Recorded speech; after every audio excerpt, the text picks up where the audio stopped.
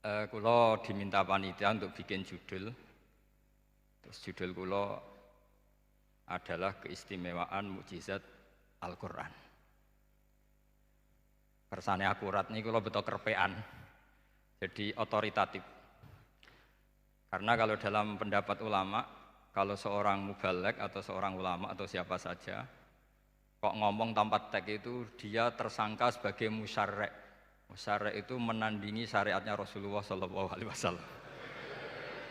Dengan pikiran-pikirannya, dengan jargon-jargonnya. Jadi itu masalah besar kalau dalam tradisi ulama, karena pikirannya tidak musalsal, tidak ada silsilahnya ila Rasulillah SAW.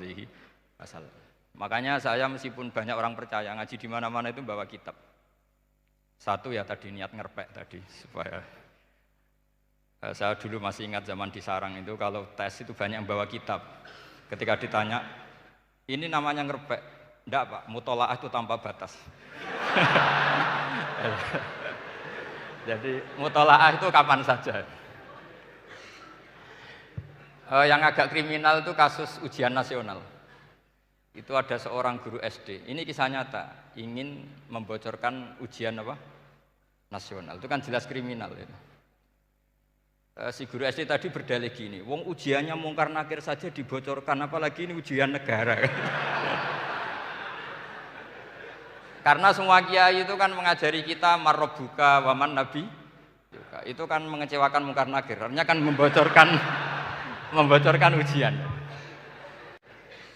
Singkat cerita kiai tadi itu, guru tadi, kalau nggak percaya tanya Gus Bah, akhirnya rombongan guru SD tanya ke saya, apa betul Gus ujian boleh dibocorkan? Analoginya kiai-kiai bocorkan ujiannya siapa? Mungkar nakir. Karena saya ya NKRI harga mati, saya bilang tertawa-tawa. Kalau saya jawab nggak kriminal dimarahin polisi. Kalau saya jawab kriminal, analoginya dengan mungkar nakir memang yang membocorkan itu apa? Nggak usah diteruskan, kalau saya bilang boleh nanti jadi kriminal. Dan agama ini adalah analogi itu kias. Sehingga saya di sini insya Allah serius sekali membawa makalah mukjizatnya Quran. Kenapa demikian? Memang saya merasakan dan semua yang hadir di sini pasti merasakan bahwa mukjizatnya Quran itu luar biasa. Sehingga kita satu-satunya umat yang enggak ditunggui Rasul, tapi kualitas iman kita insya Allah menyamai periode-periode sahabatnya Rasulullah SAW. Tapi syaratnya tadi ya, dengan pikiran yang sama, dengan teks yang sama, dengan rasa yang sama, dengan kejiwaan yang sama. Caranya gimana supaya sama? Kita harus terus membaca teks. Teks itu mengingatkan kita. Misalnya begini, yang dikatakan mukjizat itu kan sesuatu dahsyat yang dalam nalar manusia itu enggak mungkin terjadi. Misalnya ontanya Nabi Soleh keluar dari batu besar, itu kan satu peristiwa yang akal manusia tidak sampai. Begitu juga tongkatnya Nabi Musa membelah Laut Merah, yang akal manusia itu tidak sampai.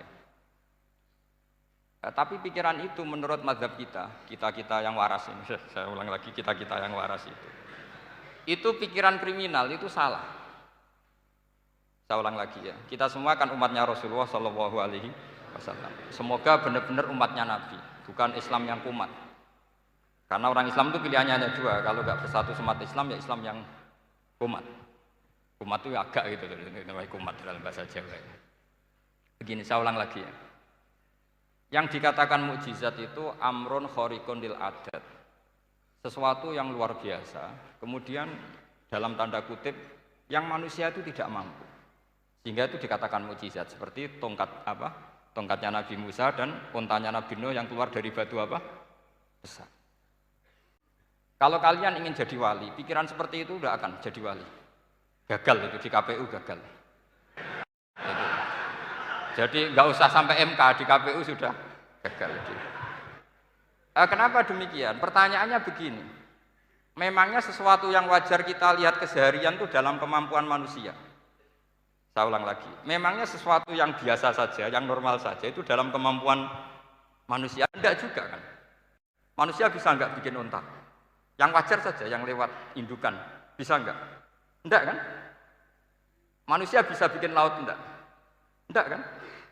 Jadi kalau mukjizat itu dengan definisi sesuatu yang manusia tidak mampu, memangnya keseharian alam ini manusia mampu? Tidak juga kan? Nah, karena agama Islam dengan logika itu, Rasulullah Shallallahu Alaihi Wasallam menolak mukjizat yang seperti itu, ya menolak mukjizat yang seperti itu. Makanya saya bilang pikiran pertama tadi itu kriminal, karena itu ditolak oleh Rasulullah Shallallahu Alaihi Wasallam. Karena ya itu tadi, kalau itu dituruti, lama-lama kita tidak tahu kedahsyatan ciptaan Allah keseharian. Makanya ketika Rasulullah diminta laula utiya mislama utiya Musa, ya Muhammad itu punya mukjizat kayak tongkat Nabi Musa. Kasolihin Nuh, kasolihi soleh. Apa karena koti apa? Soleh. Sebagaimana untanya Nabi Soleh. Apa jawabnya Allah? Wa ma min dabatin fil ardi wala ta'iri yatiru bi janahihi illa umamun amsalu. Bagian dijawab inna fi khalqis samawati wal ardi wa ikhtilafil laili wan nahar sampai saat terusnya wa tasrifir riyah saat terusnya la ayatil liqaumi yaqilun. Karena logika yang terbangun begini. Dan ini saya ulang lagi, ini syarat utama jadi wali. Ini masih satu poin. Nanti ACC-nya nunggu ketua-ketuanya. Tapi kamu jangan bayangkan wali itu kayak Sunan Kudus tunda. Jadi kalau kamu jadi wali itu maknanya kullu mukminin waliyullah itu diikhyakan banyak. Setiap mukmin itu walinya Allah. Tapi maknanya gini, waliyullahi wong sing disakeni Allah. Itu jadi enggak usah dimaknani kekasih Allah. Ya. Jadi karena dalam bahasa Arab itu waliyul yatim adalah orang yang kasihan sama anak yatim sehingga diurus segala keperluannya. Perempuan yang perawan punya bapak namanya apa? Wali. Artinya si bapak sayang sama putrinya disebut apa? Wali. Jadi nanti kalau kamu jadi wali dengan makna yang tadi kullu mukminin waliyullah. Setiap mukmin adalah orang yang dikasihani Allah. Dan insya Allah semua kita masuk, paham ya? Ya enggak wali songo itu baru maknanya waliyullah sing disayang Allah. Kayaknya kita belum daftar yang ke situ nanti itu. Ada urutannya. Saya ulang lagi ya. Kalau kita mengakui kudrohnya Allah nunggu mukjizat, yaitu nunggu tongkatnya Nabi Musa membelah Laut Merah, nunggu ada unta keluar dari batu. Maka itu kecelakaan besar dalam tauhid, kecelakaan besar dalam kesaksian kudratullah. Kenapa? Karena alam yang kita lihat keseharian juga tidak dalam kemampuan kita. Alam yang kita lihat keseharian juga tidak dalam kemampuan kita.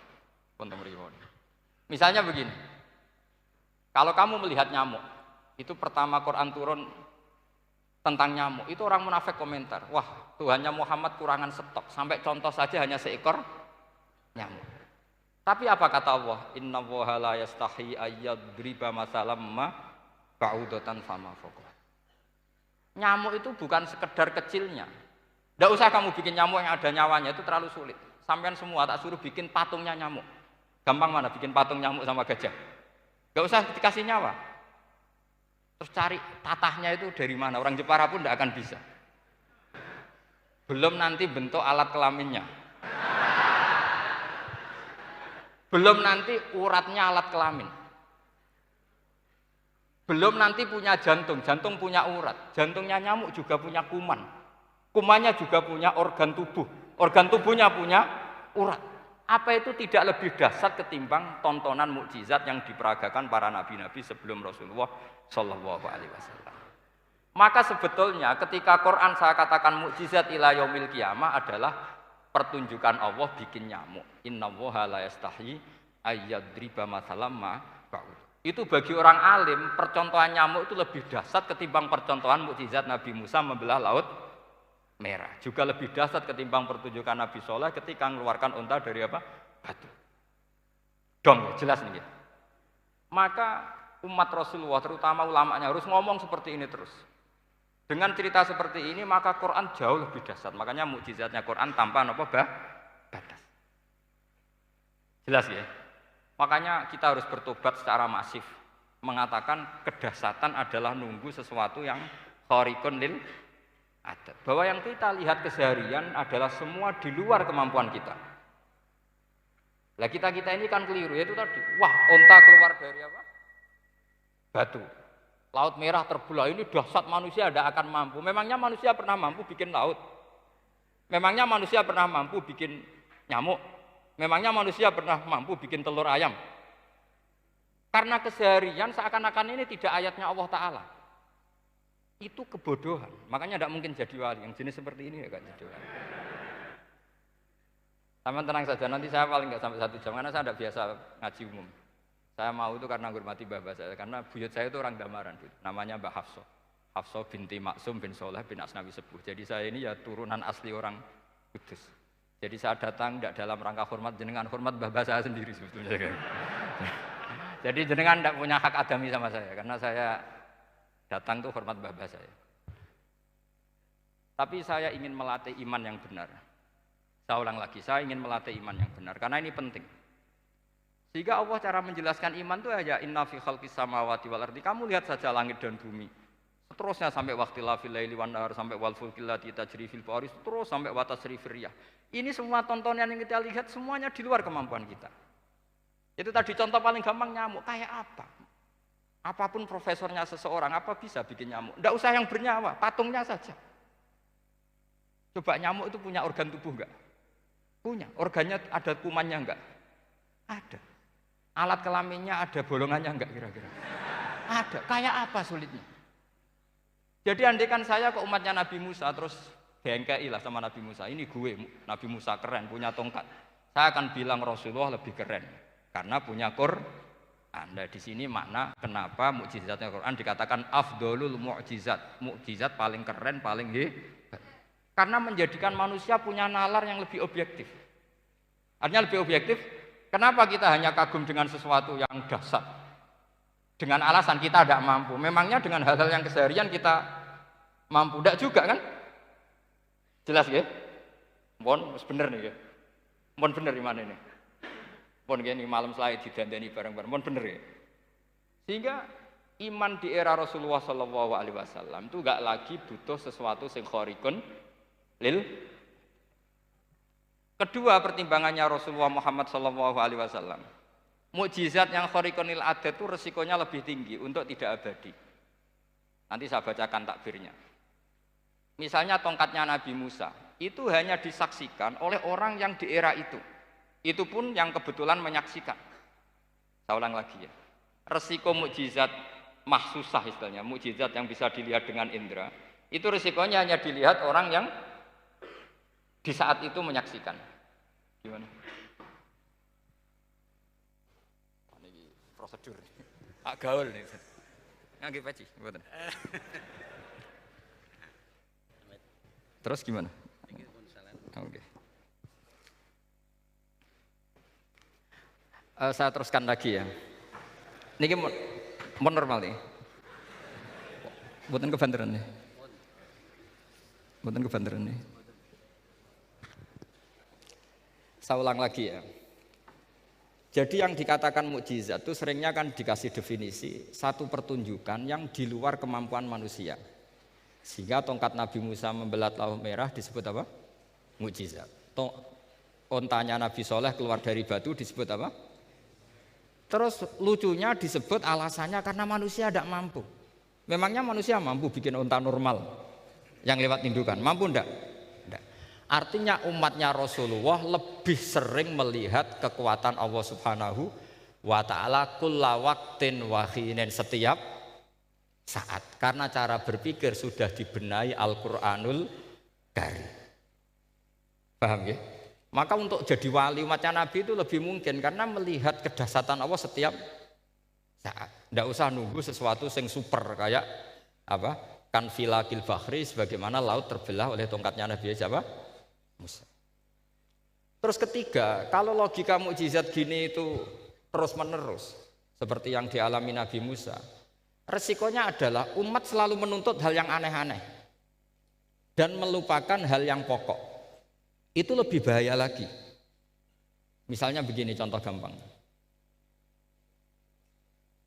Kita ini hidup di bumi setelah sampean belajar ilmu falak atau astronomi atau belajar geologi. Planet yang sebesar ini apa? Semuanya itu sudah maha dahsyat. Gara-gara kita berpikir butuh kejadian yang aneh. Ya gara-gara ingin kejadian yang aneh. Mungkin lama-lama Anda ingin cari model hewan yang kepalanya itu di pantat. Baru percaya kudrahnya Allah. Lama-lama kamu jadi dukun. Seneng ular yang berkepala manusia itu baru dahsyat. Nanti menjadi klinik. Makanya kritiknya ulama, mukjizat itu tidak perlu dituruti. Karena kalau dituruti itu bahaya bagi kelangsungan kenormalan kita. Makanya kata Abdul Hamid Khan, termasuk kitab yang saya kagumi, kata beliau begini, yang menjadikan orang kafir adalah dia nganggep kudrahnya Allah Ta'ala itu bergantung sesuatu yang dahsyat. Dia nggak sadar bahwa keseharian dalam hidupnya semuanya pertunjukan kudrahnya Allah Subhanahu wa Ta'ala. Kayak tadi, saya contohkan nyamuk tadi. Inna woha la yastahi ayyadriba masalam ma. Terusannya ba'udotan fama fokwa. Kayak apa susahnya bikin nyamuk? Sudah kecil, punya alat kelamin, punya organ, punya urat. Lalu dalam tubuhnya juga ada kuman, kumannya juga berorgan. Kebayang nggak Anda bikin seperti itu? Enggak. Dahsyat mana dengan tongkatnya Nabi Musa? Sama-sama berstatus kita tidak mampu sama sekali. Dahsyat mana? Sama kan? Nah, itu yang diinginkan Rasulullah Shallallahu Alaihi Wasallam, dan Al-Quran menggiring kita cara berpikir begitu terus. Sehingga Quran cukup menghentikan wa ma min dabbatin fil ardi wala ta'iri yatiru bi janahaihi illa umamun amsalukum. Sebetulnya burung yang setiap hari terbang, yang setiap hari lewat Anda, itu semuanya bukti kekuasaan Allah Subhanahu wa Ta'ala. Tidak usah nunggu kejadian-kejadian super dahsyat. Terus keempat, korbannya para kiai, termasuk saya. Jadi nanti kalau saya tidak bisa haji terbang, wah tidak kiai, tidak bisa terbang. Tidak bisa kayak Harry and Potter misalnya gitu, tidak bisa kayak Harry. Jadi nanti kiai juga dituntut gitu, bisa terbang kayak Aladin. Jadi nanti repot. Semua kebenaran agama bergantung pimpinannya ini punya kedahsyatan-kedahsyatan itu. Akhirnya celakanya apa? Ada orang yang pura-pura dahsyat tapi penipu, kayak kasusnya Dimas Kanjeng.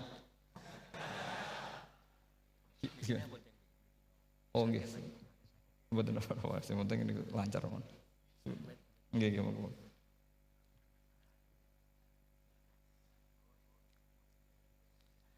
Jadi makanya nanti itu saya akan memberi penjelasan tentang apa? Mukjizatnya Al-Qur'an, kenapa disebut mukjizat paling apa? Dahsyat. Ini saya bacakan tag pokoknya ya supaya sampean tahu. Ini tabaruk sama Imam Bukhari ya. Redaksi yang diriwayatkan Imam Bukhari, qala Nabi sallallahu alaihi wasallam, ini ikut kitab Fadhailil Quran. Ma minal anbiya'i nabiyyun illa u'tiya minal ayat ma misluhu amana alaihil bashar. Wa inna ma kana alladhi utituhu wahyan awhahu wa ilayya fa arju an akuna aktsarahum tabi'an yaumal qiyamah. Jadi semua nabi punya mukjizat, yang lewat mukjizat itu orang dipaksa iman. Karena dahsyat tadi. Saking dahsyatnya terus cocok tidak cocok itu percaya. Tapi kata Rasulullah, mukjizat saya itu berupa wahyu, yaitu Al-Qur'an, dan saya berharap dengan mukjizat itu saya adalah nabi paling banyak pengaruhnya yaumal qiyamah. Maknanya paling banyak orang yang iman. Terus di sini dikomentari oleh syarehnya ya, oleh penyarahnya yaitu Ibnu Hajar Al-Asqalani. Ya saya baca Arabnya saja. Sampean harus pura-pura paham jadi keren. Jangan minta saya terjemah nanti harus pura-pura paham. Bagus kok, mantas sabah fi qaumin fa wa minhum. Jadi bergaya orang kaya ya dikira apa? Kaya. Bergaya ulama ya dikira apa? Ulama. Nanti bergaya wali juga dikira wali. Saya baca ya, ini luar biasa menurut saya. Al makna annal mu'jizati al madiyata kanat khissiyatan tusyahadu bil absor kana qoti soleh wa asa Musa. Wa mu'jizatul Qur'ani tusyahadu bil basirah. Jadi kayak tadi, kedahsyatan tongkat Musa itu karena apa? Laut kok bisa dibelah sebuah tongkat. Itu aneh. Kalau maknanya aneh adalah di luar kemampuan manusia, nyamuk lebih aneh. Kayak apa susahnya bikin organ apa? Nyamuk yang sekecil itu. Artinya bedanya apa? Tongkatnya Nabi Musa dengan pertunjukan nyamuk yang sama-sama mengarah satu titik, yaitu mengakui absolutisme kudrahnya Allah Subhanahu. Sama enggak? Sama. Sehingga umatnya Rasulullah tidak perlu ditunggoni mukjizat simsalabim. Cukup penalaran akal. Ini namanya basirah apa? Basirah. Nggih jelas ya. Mohon sampean ra usah kepen roh tokate Nabi Musa to. Cekap melihat apa? Nyamuk. Ya sudah bagus, sudah maju, sudah keren. Ya jelas ya. Li'annal ladzi yusyahadu bi ainir ra'si yang qaridu binqiradi musyahidihi walladzi yusyahadu bi ainil aqli baqin yusyahiduhu kullu man jaa ba'dal awwali mustamirron. Sesuatu yang dipertontonkan lewat sesuatu yang fisik kayak tongkat Nabi Musa, itu yang percaya langsung tentu yang melihat. Setelah itu ada yang percaya, ada yang enggak. Bisa saja itu hoax, bisa saja macam-macam. Tentu yang enggak percaya tentu salah ya, kita sepakat. Tapi tetap saja yang enggak menyaksikan itu bisa saja enggak percaya. Paham ya? Tapi logika kedahsyatan nyamuk, siapapun yang punya nalar percaya. Artinya giringan Al-Quran untuk melihat mukjizat itu kedahsyatan Allah bikin nyamuk itu abadi ila yaumil kiamah. Dan siapapun yang waras akan ikrar dan tetap menyaksikan. Karena insya Allah ada nyamuk terus ila yaumil kiamah. Itu kan teman tidur kita, paham? Makanya kamu kompromi dengan nyamuk. Sekali-kali jangan dicablek. Ini ayatnya Allah. Ya bila perlu dicium, dielus-elus gitu. Karena saya yakin yang hadir di sini andekan melihat tongkatnya Nabi Musa kira-kira dilus-lus enggak? Kira-kira? Andekan loh, kamu punya kesempatan melihat tongkatnya Nabi Musa, gimana? Dilus-elus, dikai mori, dikai kembang 7 taman, ya gitu. Tapi kenapa nyamuk enggak kamu begitukan? Toh sama-sama ini ayatnya Allah yang luar biasa. Makanya ini ngaji di sini saya ulang lagi, sama enggak perlu merasa punya hak adami sama saya, karena saya memang buyut saya kandung itu orang Damaran, namanya Mbah Hafsah. Hafsah itu binti Maksum bin Soleh bin Asnawi Sepuh. Jadi saya ini termasuk turunan beliau yang keluar dari Kudus di Rembang. Karena mbah saya kandung itu sepupunya Mbah Sahal, ya sama Mbah Sahal, ibunya Badiah. Badiah ya putrinya Mbah Hafsah ini. Kalau ibu saya namanya Sofiyah ya putrinya Mbah Hafsah ini. Jadi kenapa saya cerita ini ya memang Quran sudah terang-terangan ngendikan dzurriyatam ba'duha apa mimbat. Jadi kekuatan dzurriyah itu luar biasa. Jadi kita menjaga harkat dan martabat para leluhur supaya ilmu ini terjaga. Jangan marisi gayane tok, bae alim terus putune pedita-pediti gak alim terus gak keren, menurut saya itu malu itu. Jadi marisi itu ya kalau putunya orang alim ya alimnya, jangan marisi mulyane. Engko ora alim terus mulya tok gelem dicucup itu gak keren menurut saya. Niru alimnya dulu baru sama-sama dicucup itu baru betul, Pak. Jadi ada aturannya. Saya teruskan. Sehingga Quran kalau menggiring mukjizat, ketika Rasulullah SAW dituntut kafir Mekah, kita tahu kan mereka nuntut apa misalnya? Lan nu'mina laka hatta tafjura lana minal ardi napa yam bu'a au takuna laka jannatum min nakhili wa inabin fatufajjiral anhara khilalaha napa tafsira au tusqitas samaa kama zamta alaina kisafan au ta'tiya billahi wal malaikati qabila au yakuna laka baitum min zuhrufin au tarqa sama. Masih mereka bilang gini, walan nu'mina liruqiyika hatta tunzila alaina kitaban naqra'u. Mereka nuntut tuh, Muhammad saya percaya kamu Rasul, tapi syaratnya Mekah yang tandus sulap, jadi kota yang subur makmur, menjadi jannat subur makmur. Atau begini saja Muhammad, kalau kamu gelo sama saya mangkel karena kita ada iman, turunkan saja azab, kisafam minas sama, turunkan saja azab. Atau begini Muhammad, kamu kan bilang utusan Allah, kamu datang saja bersama Allah digandeng gitu. Digandeng, terus sama Allah diangkat tangan kamu, dimaklumatkan kalau kamu Rasulnya. Au ta'tiya billahi wal malaikati qabila. Karena mereka dengan logika yang salah. Yang dikatakan mukjizat itu sesuatu yang seperti itu. Artinya kalau kamu berpikir mukjizat yang seperti itu, berarti Anda turunan kafir Quraisy. Anda turunan apa? Kafir Quraisy. Maka enggak boleh berpikir mukjizat seperti itu. Nyatanya Allah cukup menjawab dengan ayat wa ma min dabatin fil ardi wala ta'iri yatiru bi janahihi illa umamun amsalukum. Dijawab lagi inna fi khalqis samawati wal ardi wa ikhtilafil laili wan nahar wal fulkil lati tajri fil bahr sak teruse la ayatil liqaumi yakin. Semudah itu kita iman kedahsyatan kudrahnya Allah. Cukup melihat kerbau. Kok bisa ya jaga populasinya? Padahal tidak pernah dia seminar cara jaga populasi. Nyatanya tetap terjaga. Tanpa lamaran ya bisa jaga keturunannya. Tanpa sesar ya anaknya lancar. Tanpa sesar kan? Artinya mereka bisa. Karena di sini ada kudratullah. Ada apa? Ada kudratullah. Nah, kalau iman seperti itu Anda baru betul. Yaitu yang disebut Allah ya tanazzalul amru bainahunna lita'lamu annallaha ala kulli syai'in qadir wa annallaha qad ahata bikulli syai'in ilma. Semua urusan di alam raya ini hanya Allah ingin mempertontonkan bahwa saya kuasa. Jadi tidak perlu nunggu yang aneh-aneh. Sehingga andaikan saya ketemu Nabi Musa dan ketemu Rasulullah Muhammad SAW, pasti saya milih Nabi Muhammad sebagai ketua. Karena Nabi Muhammad yang bikin sarana iman dengan sarana yang seluas-luasnya, dan sarana ini tidak habis dan ada di mana saja, yaitu sarana ikrar bahwa Allah kudroh dan kudrohnya tanpa batas. Nabi bikin sarana apa saja, melihat langit, bumi, lautan, nyamuk, hewan, semuanya sarana untuk ikrar kudrohnya Allah Subhanahu wa ta'ala. Sementara Nabi Musa mempertontonkan hanya nunggu mukjizat sing khariqun lil adat. Paham ya? Makanya wajar kalau Nabi bergelar afdolul anbiya sayyidul awalin wal akhirin, karena memang lebih efektif cara menggiring supaya orang iman. Sekarang sudah tahu kenapa Nabi jadi sayyidul awalin wal akhirin? Sudah ya? Mungkin kemarin-kemarin tahu tapi gak tahu logikanya. Pokok iman. Selewat kiai musola ngaji iman. Itu iman yang kurang betul itu, karena tanpa nadzor. Itu namanya taklid yang statusnya mukhtalaf alaih, masih disidangkan di MK, paham ya? Iman. Jadi iman taklid itu iman yang masih disidangkan oleh para ulama. Ada hakim yang bilang sah, ada hakim bilang tidak sah. Tanya anak-anak Qudsiyah. Imanul muqallid itu mukhtalaf alaih apa mujma' alaih?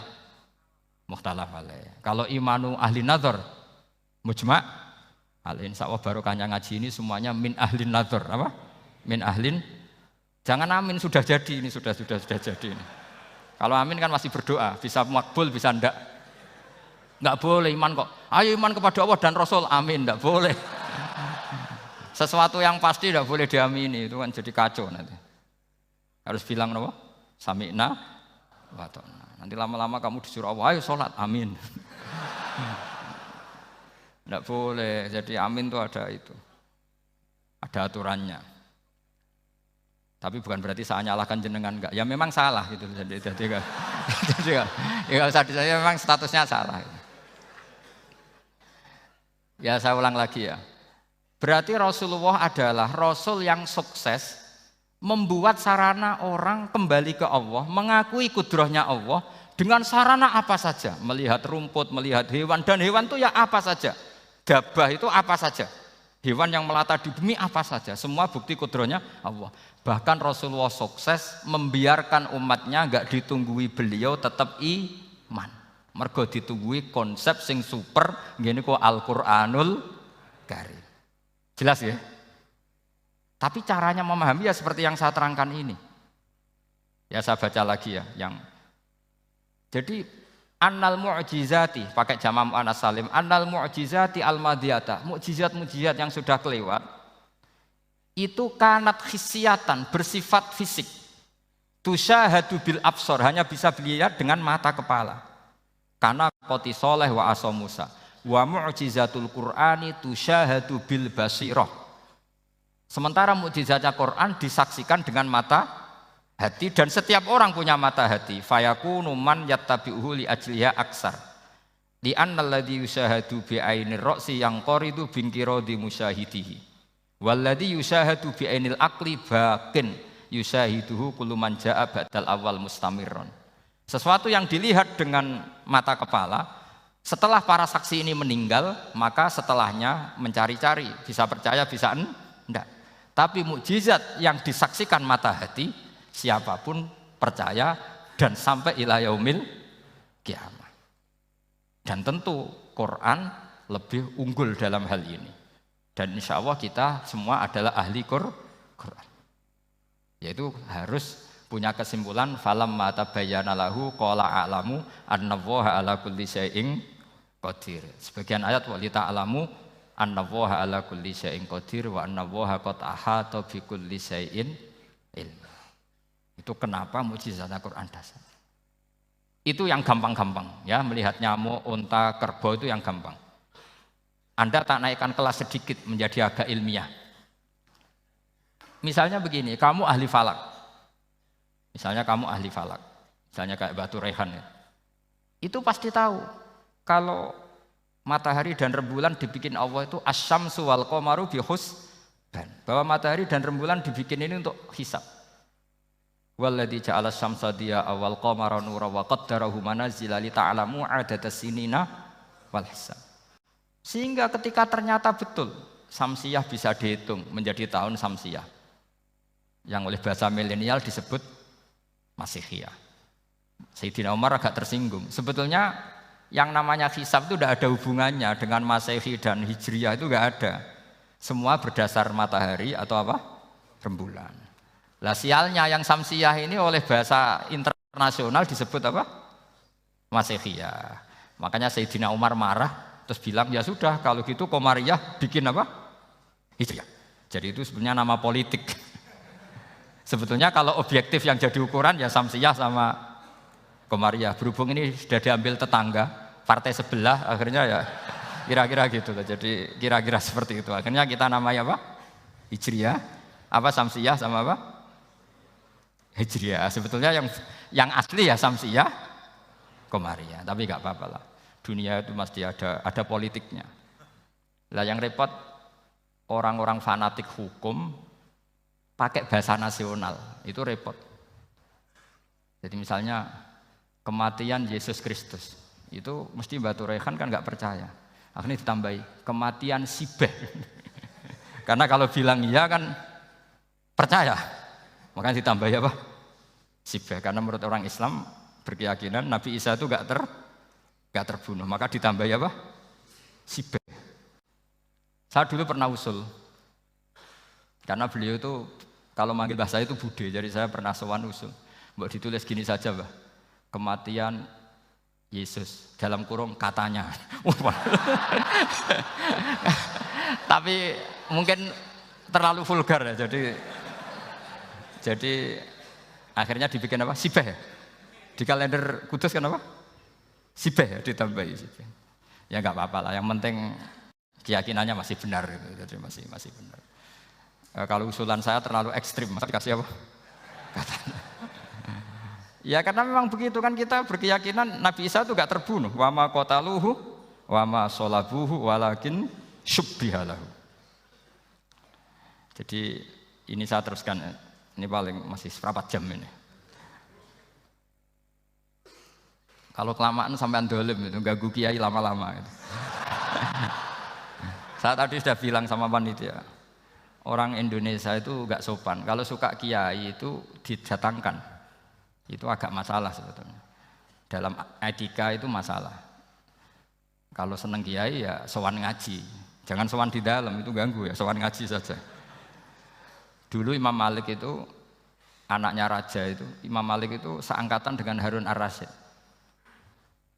Makanya jangan berharap kalau saya gampang diundang. Bukan karena saya sombong, memang etikanya seperti itu. Jadi Imam Malik diminta datang ke istana untuk ngajar anak-anaknya Harun apa? Ar-Rasyid. Masyhur Imam Malik tersinggung terus kata bilang, al ilmu yu'ta la ya'ti. Ilmu itu disowani bukan sowan. Akhirnya Harun Ar-Rasyid minta anak-anaknya datang ngaji ke Imam Malik. Itu anak presiden. Imam Malik berani, al ilmu yu'ta la ya'ti. Tapi kalian beruntung karena saya hormat sama mbah-mbah saya di sini. Wong makom buyut saya itu ya berarti apa ya? Selatannya makamnya Sayyid Ja'far Shadiq itu di situ kan ada makamnya Mbah Soleh, Mbah Maksum, itu mbah-mbah saya. Makanya dulu saya ngaji di sini lama di Damaran itu. Maksudnya lama itu ya mungkin setahun. Karena saya memang mulai kecil di sarang, sampai sekarang saya masih ngajar di sarang. Tapi dulu cukup ya, karena saya kesini sudah hafal Quran, jadi hanya setor setiap hari satu juz, jadi cepat lah. Saya tidak punya masalah ingatan, alhamdulillah, jadi cepat hafal. Saya terangkan lagi ya, ini penting ya, masalah mukjizatnya Quran. Selama ini orang tuh mau bilang tok, mukjizatnya Quran itu dahsyat, tapi nggak bisa menerangkan. Itu masalah. Makanya kita harus bisa menerangkan mukjizatnya Quran dahsyat itu apanya. Yaitu tadi, tongkatnya Nabi Musa hanya disaksikan oleh orang yang di era itu. Toh tujuannya mukjizat adalah diakui kemudian orang menjadi iman. Lalu Rasulullah SAW beliau sudah intaqala ila rafiqil a'la. Tapi konsepnya Quran menjadikan orang yang enggak ditunggui beliau tetap iman ila yaumil kiamah. Itu yang maksud fa'arju an akuna aktsarahum tabi'an yaumal kiamah. Mukjizat saya itu cukup Quran kata Nabi, dan dengan mukjizat itu orang akan iman ila yaumil kiamah. Caranya seperti ini. Karena tadi sedahsyat-dahsyatnya mukjizat, tujuan utama orang terdikte supaya ikrar ngakui kudrohnya Allah. Lah ngono kok ngenteni tongkat sakti lah opo? Cukup delok nyamuk. Paham nggih? Jelas ya? Alhamdulillah, mau naik kelas ini sudah benar ini sudah benar. Terus kedua begini, kedahsyatan Quran lagi. Quran itu bisa merunut, mentartibkan logika. Bahkan logika ini logika yang universal. Siapa saja merasakan logika itu.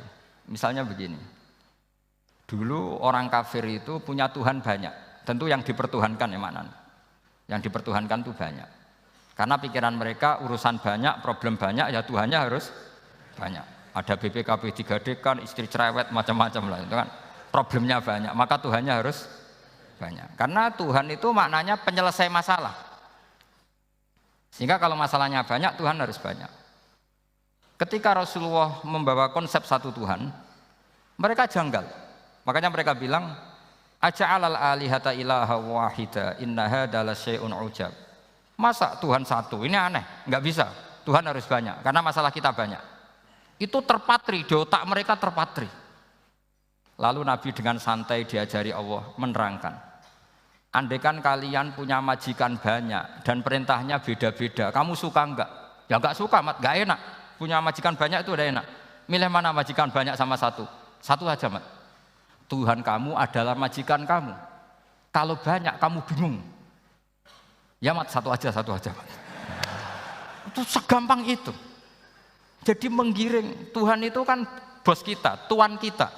Kalau banyak berarti yang memerintah kita banyak, dan bisa konflik bos-bos kita ini karena berebut anak buah tadi. Akhirnya mereka, kalau kamu punya majikan banyak dan perintahnya beda-beda, semuanya minta dilayani, kamu pusing enggak? Ya pusing, Mat. Minta mana majikan banyak sama satu? Satu saja, Muhammad. Ya Tuhan kamu adalah atasan kamu, maka harus satu. Mereka paham. Oke, Mat, Tuhan satu.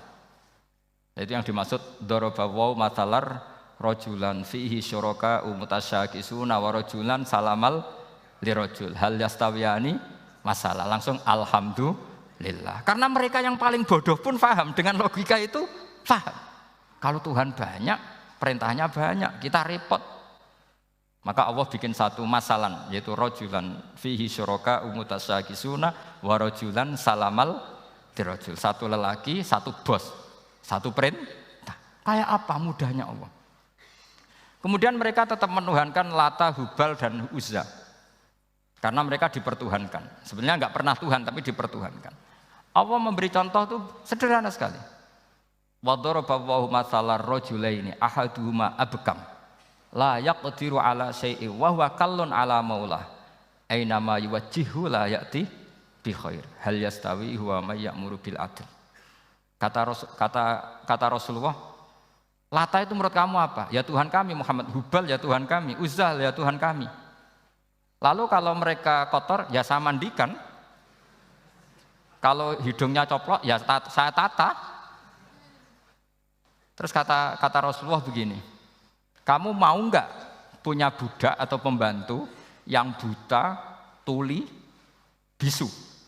Kamu mau enggak punya pembantu? Pembantu loh ya, pembantu itu budak zaman dulu. Kamu mau nggak punya pembantu yang buta, yang tuli, yang bisu? Wah gak doyan, Mat. Nggak apa pembantu ngono iku? Lah pembantu saja kamu nggak mau yang gitu kok malah punya bos begitu? Orang yang tuli, yang bisu, yang kopok, jadi pembantu saja nggak layak kok malah jadi pangeran. Paham ya? Arca dan berhala itu kan nggak bisa apa-apa. Kamu mau gaji ngasih THR pembantu yang kopok, bisu, picek, mau? Wong jadi pembantu saja nggak sah kok mau jadi apa? Tuhan atau jadi majikan. Jadi Allah bikin contoh gampang sekali. Wadaraba masalah rajulaini ahaduma abkam la yaqdiru ala shay'in. Enggak bisa apa saja. Wa wakallun amala maulah, anane ngrepoti tok. Inama yuwajjihu la yati bi khair. Mudah sekali. Akhirnya mereka berbondong-bondong iman. Karena logikanya ditata oleh logika Al-Quran. Makanya agama ini sebenarnya nggak pernah datang dengan kekerasan, itu nggak pernah. Bil hujjah, dengan argumentasi. Itu disebut qul falillahil hujjatul balighah. Nah sekarang orang rapati soal argumentasi, senengannya neror. Nah, itu rapati ngaji. Sebenarnya agama ini mudah. Ad-dinu yusrun, agama ini mudah, logikanya gampang.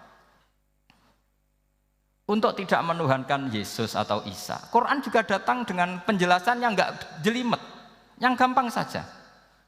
Kata Allah, mal masihu ibnu maryam illa rasul qad khalas min qablihir rusul wa ummuhu siddiqah kana yakulanit.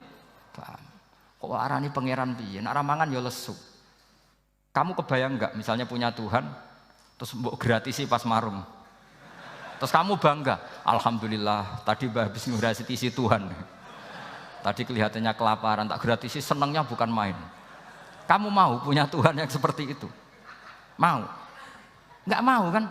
Allah menjelaskan, karena yakulanit, kuduyan sego, artinya nak orang mangan yo lemes. Pas kamu minta, ternyata Tuhannya baru lemes. Jadi Quran itu tidak sinis enggak, tapi menggiring logika bahwa ini tidak mungkin Tuhan. Wong kana yakulanit, gampang kan? Itu gampang. Gampang sekali, logika Quran itu gampang sekali. Dan masalahnya kita sekarang tidak mengkaji Quran yang sisi ini. Ya termasuk kritik kita ya, tapi ya sudahlah, ini dunia ya macam-macam. Ono sing ngaramno lomba, ono sing mendukung lomba, macam-macam. Saya tidak dalam posisi mendukung dan menolak. Saya 0-0, jadi tidak ke kanan, tidak ke kiri dalam konteks tadi. Karena ya sudahlah, itu sudah takdir, semuanya takdir. Ada yang setuju lomba, ada yang mengharamkan apa? Lomba. Tapi sebetulnya kalau kita berpikir Quran diturunkan ya untuk yang saya terangkan ini, menjaga logika agama al-hujjah al-balighah ila yaumil qiyamah. Karena kita tidak perlu tongkat lagi Nabi Musa, enggak perlu ontanya Nabi Soleh. Cukup dikawal aturan-aturan iman yang cukup mudah dan kita temukan di mana saja ayat-ayat itu. Yaitu wa ma min dabatin fil ardi wala ta'iri yatiru bi janahihi illa umamun amsalukum, atau inna fi khalqis samawati wal ardi, dan seterusnya. Nah, cara berpikir gimana Gus? Gampang tadi. Kalau tongkat Nabi Musa membelah laut adalah hal yang kita tidak mampu. Memangnya kita mampu bikin langit bumi? Tidak mampu kan? Berarti ini sudah cukup menjadi ayat kekuasaannya Allah. Jelas kan? Maka mukjizat Quran ini mengawal umatnya Rasulullah SAW ila yaumil kiamat dengan logika seperti itu. Saya ulang lagi, dengan logika seperti itu. Maka ulama enggak boleh berhenti seperti saya ngomong terus seperti ini. Makanya ngendikane Allah, lam yakunil ladzina kafaru min ahlil kitabi wal musyrikina munfakina hatta ta'tiyahumul bayyinah. Bayyinah itu apa? Rasulun minallah yatslu suhufam mutahharah. Orang kafir semuanya, kata Allah, baik berkategori kafir musyrik maupun kafir ahli kitab, itu tidak akan tercerabut dari akar kesalahan mereka, dari cara berpikir mereka, hatta ta'tiyahumul bayyinah, sehingga datang satu kejelasan yang jelas welo-welo. Itu apa? Rasulun minallah yatslu suhufam mutahharah, yaitu rasulnya Allah yang membaca sahifah-sahifah suci, maknanya Al-Qur'an. Untuk menafikan ketuhanan berhala, ketuhanan Yesus, kita cukup dengan konsep Quran. Kayak tadi, kana yakulanit, termasuk untuk menafikan Tuhan balita, paham ya? Tuhan apa? Fir'aun. Ini contoh terakhir, sampai siap-siap saja selesai. Karena saya memang mau selesai ini, bukan guyon, memang mau selesai.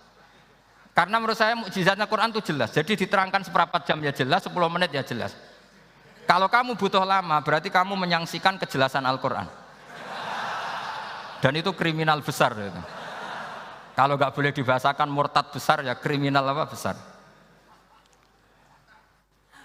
Nggak, ini nggak guyon, betul itu. Saya tadi mau nyontohkan apa tadi? Tuhan balita ya. Fir'aun itu berdebat sama Nabi Musa. Singkat debat begini. Kalau nggak salah di J19, kalau nggak salah di surat Syu'ara. Dicari sendirilah. Pertama ditanya gini, Musa kamu kesini ada apa? Ya bawa konsep Tuhan. Yang jelas itu tidak kamu. Ya. Lalu Tuhan kamu siapa? Rabbus samawati wal ardi, yang menuhani langit dan bumi. Si Fir'aun masih berkelit. Begini, soal yang di bumi, saya jalan-jalan kemana-mana setahu saya yang jadi Tuhan saya. Ma'alim tulakum min ilahin apa? Ghairi, di mana-mana yang dituhankan saya. Soal kemungkinan di langit begini, tunggu saya. Terus di Haman dipanggil. Ya Haman ibn li sarhal ali abluhul asbab as-samawati fa'attali'a ila ilahi Musa. Haman, bikinkan saya piramida yang tinggi. Saya mau lihat Tuhannya Musa, apa betul ada? Padahal andaikan terjadi piramida kan Tuhan pun nggak bisa dilihat. Wong sampean yang wali saja tidak bisa melihat. Wali tadi yang sing disakeni Allah tadi itu aja nggak bisa melihat. Apalagi Fir'aun. Akhirnya Nabi Musa sadar bahwa logika itu tidak masuk ke Fir'aun, tidak masuk. Padahal ada pengawalnya banyak. Dan karena semua Nabi fatona, itu ibarat mobil ganti gigi. Ganti gigi, ganti argumentasi. Gini saja, yang menuhani leluhur kamu, mbah-mbah kamu. Wah, itu sontak kaget Fir'aun. Pengawalnya ya kaget. Oh iya, kalau Fir'aun ini Tuhan, mbah-mbahnya tanpa Tuhan. Kan Tuhannya datang terlambat. Berarti mbah-mbahnya dulu itu tanpa Tuhan, karena ini ada Tuhan balita itu ada itu. Akhirnya hampir separuh, mungkin hampir semua pengawalnya Fir'aun itu iman semua. Meskipun yaktumu imanahu, ini yang diceritakan Quran, wa qala rajulun mu'minun min ali fir'auna yaktumu iman. Karena runtuh, semua logika Fir'aun sebagai Tuhan itu runtuh. Hanya dengan logika, kalau kamu Tuhan, lalu mbah kamu Tuhannya siapa? Fir'aun mangkel. Wah bahaya logika Musa, tangkap Musa, udah gak debat lagi. Kayak apa mudahnya logika Quran untuk menafikan ketidaktuhanan Fir'aun. Yaitu mengatakan Rabbukum wa Rabbu abaikumul awwali. Karena dikatakan Tuhan langit, Fir'aun masih berkelit. Nanti dulu saya mau bikin piramida, mau saya lihat ada enggak Tuhan kamu. Nabi Musa langsung genti gigi yang nuhani mbah-mbah kamu. Orang kan masih pikir, ini kalau Tuhan betul, lalu orang-orang dulu Tuhannya siapa? Kan Tuhannya datang terlambat. Nah itu lagi-lagi. Dan kita baca Quran itu ila yaumil kiamah. Makanya tidak ada umatnya Rasulullah SAW. Kemudian imannya itu ada syak, nggak ada sama sekali. Karena dzalikal kitabu la raiba fihi mir rabbil alamin. Ya, mohon cekap ya. Mumpun gampang nih. Masalah sama kalau masalah. Jadi karena kebenaran Quran itu adhar wa adhar, sangat jelas. Sehingga nggak perlu butuh orasinya saya. Sebenarnya nggak perlu. Saya yakin, sampean sebelum saya terangkan ya sudah iman, sudah betul. Ini kan akal-akalan saja saya dimanfaatkan. Karena ya menurut saya itu ya sudah adharu min samsi dhahira kalau dalam bahasa Arab. Kebenaran sejati itu lebih jelas ketimbang matahari di siang hari. Karena ya tadi logika. Ya saya tambah satu contoh lagi, semoga ini selesai betul. Kemudian Quran misalnya gini, sampean tak bedai. Kamu bisa melihat itu karena apa? Ini misalnya apa? Kertas yang saya bawa ini kan kuning. Kamu bisa melihat itu karena apa? Mata kan? Nah itu masalah. Karena melihat kamu dengan mata, sekali ini tak tutupi, kamu tidak tahu. Atau kamu jauh menjadi tidak tahu.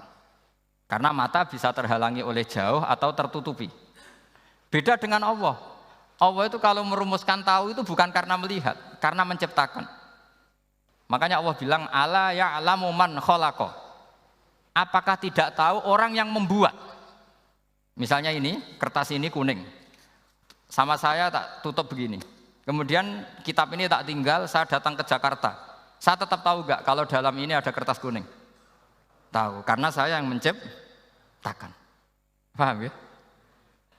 Kamu bangun satu bangunan, di dalamnya ada besi ukuran sekian. Di situ kamu menyimpan emas setengah kilo. Setelah kamu pergi kemana-mana masih tahu enggak? Tahu, karena kamu yang menciptakan. Sehingga ketika kita janggal, masa Allah pirsa semua alam ini? Logikanya gampang, masa yang bikin tidak tahu. Makanya Allah bilang ala ya'lamu man khalaqa. Paham ya? Jadi gampang sekali, mukjizatnya Quran itu gampang sekali. Nak raro kebangetan gitu. Ampun nggih, Al-Fatihah. A'udzubillahi minasyaitonir rajim. Bismillahirrahmanirrahim. Alhamdulillahirabbil alamin arrahmanir rahim. Iyyaka na'budu wa iyyaka nasta'in. Ihdinas siratal mustaqim.